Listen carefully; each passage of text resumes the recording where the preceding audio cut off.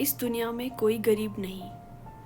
एक समय की बात है, भगवान गौतम बुद्ध एक गांव में धर्म सभा को संबोधित कर रहे थे। लोग अपनी अपनी विभिन्न परेशानियों को लेकर उनके पास आते जाते और उसका हल लेकर खुशी खुशी वहां से लौटते।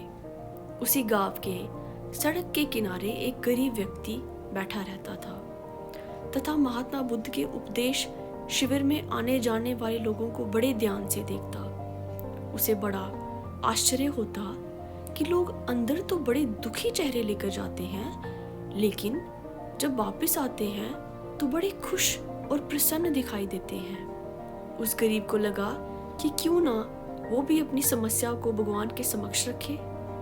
मन में ये विचार लिए वह भी महात्मा बुद्ध के पास पहुंचा।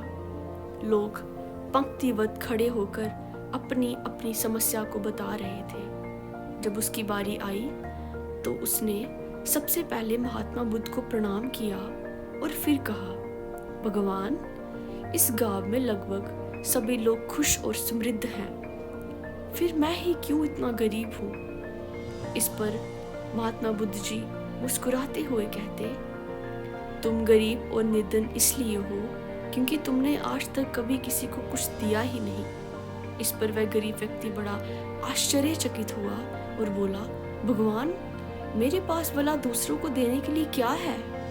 मैं तो स्वयं का गुजारा बहुत मुश्किल से कर पाता हूँ। लोगों से भीख मांग मांग कर अपना पेट भरता हूँ। भगवान बुद्ध कुछ देर तक शांत रहे, फिर बोले, तुम बड़े अज्ञानी हो। औरों के साथ बांटने के लिए ईश्वर ने तुम्हें बड़ा कुछ दिया है, मुस्कुराहट दी है जिससे तुम लोगों में आशा का संचार कर सकते हो, मुख दिया है ताकि लोगों से दो मीठे शब्द बोल सकते हो, उसकी प्रशंसा कर सकते हो, दो हाथ दिए हैं, लोगों की मदद कर सकते हो।